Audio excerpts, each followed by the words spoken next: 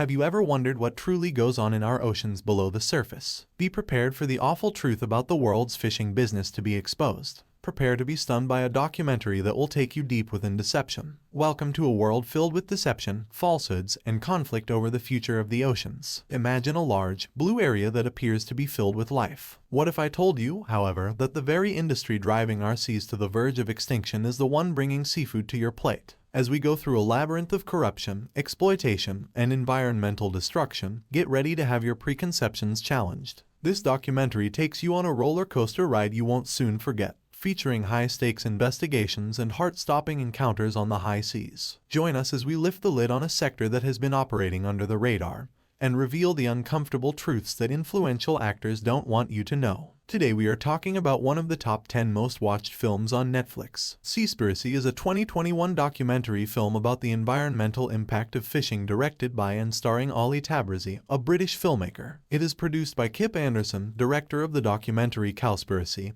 and it was acquired by Netflix in 2020. The film examines human impacts on marine life and advocates for ending fish consumption. It premiered on Netflix globally in March 2021 and was one of the top 10 most watched films on Netflix in several countries in the week of its release, and generated significant traction on social media by garnering immediate attention in several countries, receiving mixed reviews. Seaspiracy also prompted responses from other environmental organizations, academics, and seafood industry groups, and several media outlets fact-checked certain statements in the film. Tabrizi acts as both the narrator and protagonist of the documentary, discovering key pieces of information at the same moment as the viewer. This framing device serves to provide narrative momentum and suspense. The documentary explores some important environmental issues affecting oceans, including plastic pollution, ghost nets, and overfishing, and argues that commercial fisheries are the main driver of marine ecosystem destruction. The documentary rejects the concept of sustainable fishing and criticizes several marine conservation organizations, including the Earth Island Institute and its Dolphin Safe label, and the Sustainable Seafood certifications of the Marine Stewardship Council. It also criticizes efforts by organizations to reduce household plastic, contrasting their impact with that of ghost nets. It accuses these initiatives of being a cover-up for the environmental impact of fishing and corruption in the fishing industry. Seaspiracy concludes by supporting marine reserves and for ending fish consumption. The documentary centers early on the collapse of whale, shark, dolphin, and sea turtle populations. It asserts that the focus of environmental groups on comparatively small consumer plastics like straws has obfuscated the larger problem of plastic waste from fishing gear, or ghost nets, as well as the devastation of bycatch. This also suggests environmental organizations have been unable to define or effectively implement sustainable fishing, sustainable seafood, or dolphin-safe products. These criticisms are particularly focused on the Marine Stewardship Council, the Earth Island Institute, and the Plastic Pollution Coalition. The documentary's settings are global, including the Taiji dolphin drive hunt in southern Japan, whaling in the Faroe Islands, Thai and Chinese fish markets, coastal West Africa, and salmon aquaculture farms in Scotland. At various moments, Tabrizi and his crew appear to face imminent peril from local authorities or corrupt fishing industry players. Some of the action is presented through hidden camera techniques, and animation is used to depict scenes of violence. Activities of the Sea Shepherd Conservation Society, an American conservation group focused on direct action at sea, feature prominently in the documentary, including an extended section documenting illegal fishing practices and worker exploitation in Liberian waters. The documentary also includes an investigation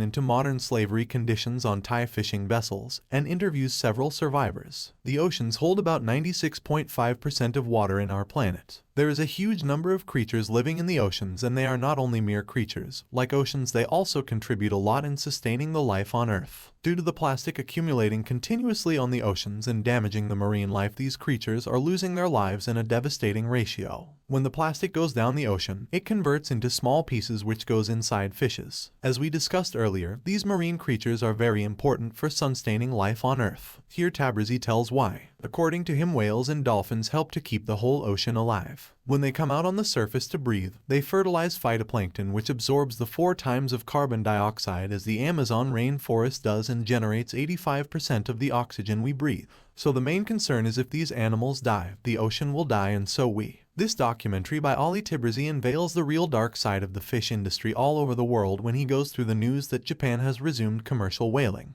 He had a thought that the dolphins were dying accidentally due to plastic exposure. He never had an idea that there exists a big industry that early existed in the history. By 1986 it was imposed an international ban on the commercial whaling. By now this industry is operating at the place naming Taiji in southern Japan. There over 700 plus dolphins and small whales are killed per year. Ollie wanted to compare this danger to that of the plastic danger. For this purpose, Ollie Tibrizi moves to the Taiji. He gets to know about the fact that how this industry is operating undercover and the authorities are also involved in this. But to encounter this bigger threat than plastic, a risk had to be taken. Ollie came up with following threats fishing industry is causing for the fishes. Bycatching. Bycatch is the catching of the extra fishes while catching the big fish. It is one of the most important points in this film. According to fishing data, about 40% of caught fish get stuck in the fishing nets unintentionally while fishing. These are considered waste by corporate companies. They die due to the lack of oxygen and other reasons. These dead fishes are thrown back to water. According to figures, about over 50 million sharks are being killed due to bycatch. About 10,000 dolphins are being catched at the Atlantic coast of France according to Sea Shepherd organization.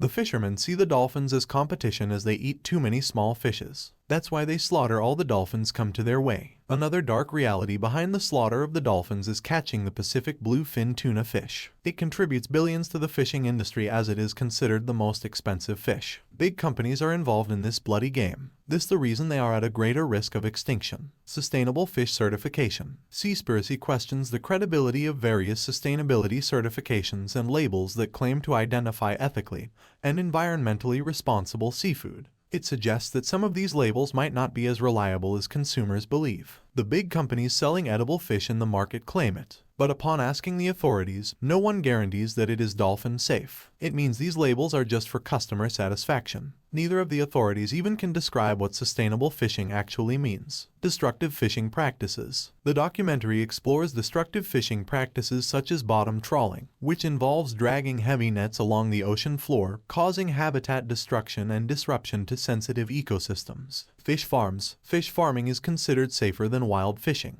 The fish from the farms are usually pretended to be kept under great care and unharmful for the lives of other sea fishes. But the reality is that a huge number of wild fishes is harmed for them. The food given to these fishes come from the sea fishes. The color of the salmon from these farms is basically gray, but to give it its original color, many chemicals are being added to its feed. These chemicals are made by processing wild fish, which means indirectly fish are harmed in the whole process. Another alarming fact is that these fish are often infected by many diseases by constantly staying in a smaller area of water. These diseases include anemia, lice infestation, chlamydia, heart diseases. This sustainable considering method is either not safe. Plastic pollution. The documentary touches on plastic pollution in the oceans, emphasizing the role of discarded fishing gear and related plastic waste which are harmful for marine life. We usually consider the plastic bag, bottles, and specifically plastic straws harmful for oceans. Many campaigns have been started for the disposal of this plastic, but the researches show that plastic straws contribute in this pollution only 0.03%. The fishing nets are the real danger. They make the 46% of this garbage and lead many sea creatures to death. Human rights and labor issues. The documentary uncovers instances of human rights abuses and exploitation within the fishing industry, including forced labor and poor working conditions on some fishing vessels. Seaspiracy has generated significant controversy and discussion since its release. While some viewers appreciate its efforts to raise awareness about the environmental and ethical challenges posed by industrial fishing, others criticize its portrayal of certain issues, claiming that it oversimplifies complex matters or presents them out of context. Writing for the American socialist publication Jacobin, Spencer Roberts says that the film is not without its faults. Its interview style is abrasive. It has excessive animation. It makes a couple of statistical misinterpretations and several oversimplifications. Yet the film is mainly accurate and devastatingly detailed, addressing the disputes over its scientific accuracy. He says it's fair to say that Seaspiracy cited some studies that can be considered dated or disputed, but it also left out some of the most harrowing statistics published in recent years, including the bycatch of 8.5 million sea turtles from 1990 to 2008, total fish hauls peaking in 1996, and perhaps 25% of all fishing ships using forced labor. Seaspiracy is overall a thought-provoking and eye-opening documentary. Hope you guys loved watching this. If you did, please hit the like button and don't forget to subscribe to my channel for such amazing and interesting content. By pressing the bell icon, make sure to keep yourself updated about all the upcoming videos. Thanks for watching. See you in the next video.